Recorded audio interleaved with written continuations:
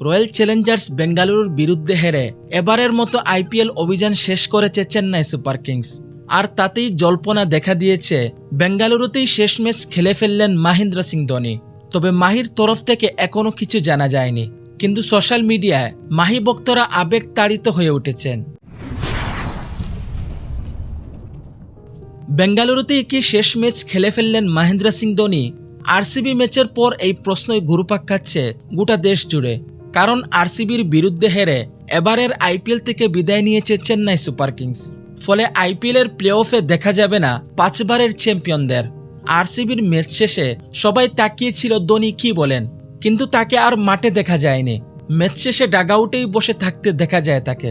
তার মুখে শুধুই আক্ষেপের চিহ্ন, এমনকি চোখের কোনায় জলও দেখা যায় প্রাক্তন এই অধিনায়কের। এই ম্যাচের দিকে গোটা দেশ নজর রেখেছিল। যদি চেন্নাই প্লে অফে উঠতে না পারে সেক্ষেত্রে বেঙ্গালুরুতেই অবসরের ঘোষণা করবেন মাহি। কিন্তু ম্যাচ শেষে তেমন কিছুই হয়নি। কিন্তু সোশ্যাল মিডিয়ায় মহেন্দ্র সিং ধোনির বেশ কিছু শর্টসের ভিডিও ভাইরাল হয়েছে। অনেকেই ক্যাপশনে লিখেছেন মিস ইউ মাহি। যদিও এখনও ধোনি অবসরের ঘোষণা করেননি।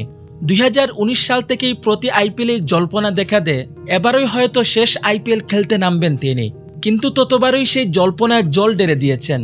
এমনকি গত বছর ফাইনালের পরও তিনি বলেছিলেন আরও একটা বছর তিনি খেলতে চান। যদি সেটাই হয়ে থাকে তাহলে এটাই শেষ মৌসুম তার। কিন্তু আরসিবির ম্যাচ শেষ হয়ে গেলেও তিনি এ নিয়ে মুখ খুলেননি।